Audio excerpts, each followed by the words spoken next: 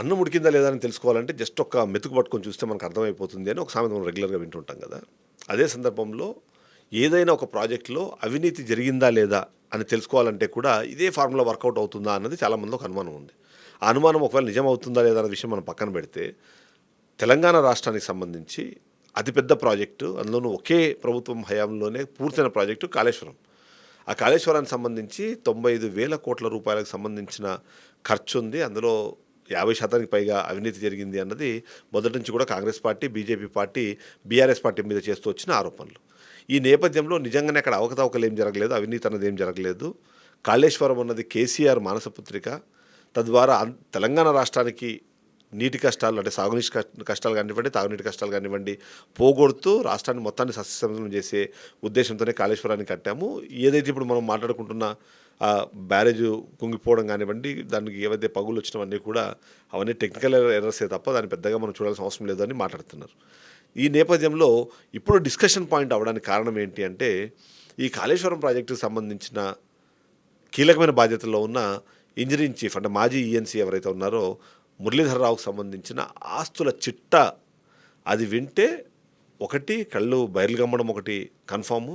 దానికి తోడు నిజంగానే ఒక్క వ్యక్తే ఈ స్థాయిలో అవినీతి చేయడానికి ఆస్కారం ఉంది, అవకాశం ఉంది అని అంటే మొత్తం ప్రాజెక్టులో భాగస్వాములుగా ఉన్నవాళ్ళు, దాన్ని నడిపించిన వాళ్ళు, దాన్ని నిర్మించిన వాళ్ళు, ఈ నిర్మాణానికి అనుమతులు ఇచ్చిన వాళ్ళు, ఇవందరికీ ఏమేమి చేతులు మారుండొచ్చు అన్న ఒక క్యాల్కులేషన్ కోసము చాలామంది డిస్కస్ చేస్తున్నారు. ఇప్పుడు అలాంటి డిస్కషన్ ఎందుకంటే ఈఎన్సీ మురళీధర్ రావుకు సంబంధించిన ఆస్తుల చట్టం, ఎందుకంటే ఏసీబీ ఆయన ఇప్పటికీ అరెస్ట్ చేసింది, 14 రోజుల పాటు రిమాండ్ విధించింది కోర్టు, అవన్నీ మనకు తెలుసు.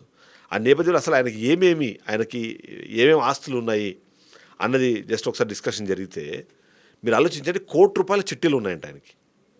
ఎవ్రీ మంత్ కట్టే చిట్టీల వాల్యూ ₹1,00,00,000. 60 లక్షల రూపాయలు బ్యాంక్ బ్యాలెన్స్ ఉంది. సో ఈ 60 లక్షల బ్యాంక్ బ్యాలెన్సు, ఈ ₹1,00,00,000 చిట్టి అన్నది ఒకటైతే, ఏదైతే ఒక 10 లక్షల రూపాయల వర్త్ గోల్డ్ ఉంది, 2 ఖరీదైన కార్లు అన్నది ఇంకా కామన్ కాబట్టి ఖరీదైన కార్లు, 2 బైకులు, ఇవి ఇప్పుడు ఏవైతే మనకు కనిపిస్తున్నాయో ఇంట్లో కనిపించే వస్తువులు అనమాట. ఇక ఇమ్మూవబుల్ ప్రాపర్టీస్ కొన్ని ఉన్నాయి. ఇమ్మూవబుల్ ప్రాపర్టీస్ ఏమేమి ఉన్నాయని చూస్తే ఒకసారి సిద్దిపేట జిల్లాలోని గోపాల్పూర్లో 3 ఎకరాల 39 గుంటల భూమి, దాని వాల్యూ ఎంత ఉంటుంది జస్ట్ ఒక క్యాల్కులేషన్. కీసర్లో ఒక 30 గుంటల భూమి ఉంది. అంతేకాకుండా కరీంనగర్లోనే 6 ఖరీదైన ఓపెన్ ప్లాట్స్ ఉన్నాయి. తర్వాత ఘట్కేసర్, మీకు తెలుసు హైదరాబాద్ నుంచి మనము యాదగిరిగుట్ట వెళ్ళేటప్పుడు ఘట్కేసర్ ఏదిందో, ఘట్కేసర్లో 300 గజాల ఒక ప్లాట్ ఉంది. హయత్ నగర్లో 1,200 గజాల ప్లాట్ ఉంది. ఇంకా అదే హయత్ నగర్లో ఇంకొక 1,050 గజాల ప్లాట్ కూడా ఇంకోటి ఉంది. ఇక వరంగల్లోని షాయంపేటలో 234 గుంటలు భూమి, అంటే ఆల్మోస్ట్ 60 ఎకరాలు అనుకుంటా. 40 గుంటలు ఒక ఎకరా అనుకుంటే 234 గుంటలు అంటే దాదాపుగా 60 ఎకరాల భూమి. హన్మకొండలో మరో 303 గజాల ప్లాట్ ఉంది. సిద్దిపేట జిల్లాలోని ప్రజ్ఞాపూర్లో 10 గుంటల భూమి ఉంది.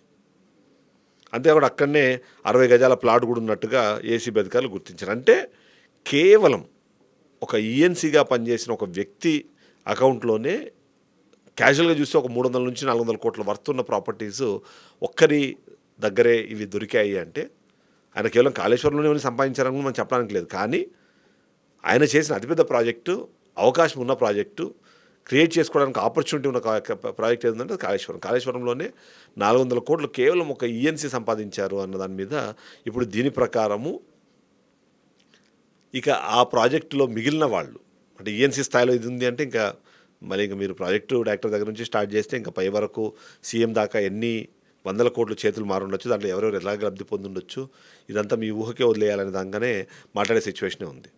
సో ఈ స్థాయిలో ఈ అవినీతి జరగడము, ఈ అవినీతి అనేది పట్టుబడ్డము, ఈ అవినీతి పట్టుబడే క్రమంలో కూడా మురళీధర్ రావు స్టార్టింగ్లో కూడా కాంగ్రెస్ పార్టీకి అంటే ఇప్పుడు కొత్తగా వచ్చిన ప్రభుత్వానికి కూడా సహకరిస్తున్నట్టుగా ఆయన బిహేవ్ చేయడము, అదంతా సమాచారం తీసుకుని ఇవన్నీ చూసి ఫైనల్గా ఇప్పుడు ఆయన అరెస్ట్ చేసి వాళ్ళ ఆయనని లోపలేస్తే దాదాపు 400 కోట్ల ప్రాపర్టీస్ వచ్చాయి. ఇవి డైరెక్ట్గా అతని పేరు మీదనో లేదా అతని కుటుంబ సభ్యుల పేరు మీద, ఇంకా బినామీ పేర్ల మీద ఆస్తులు ఉన్నాయేమో, ఇంకా వాటికి సంబంధించిన వివరాలు ఇంకా బయటకు రాలేదు.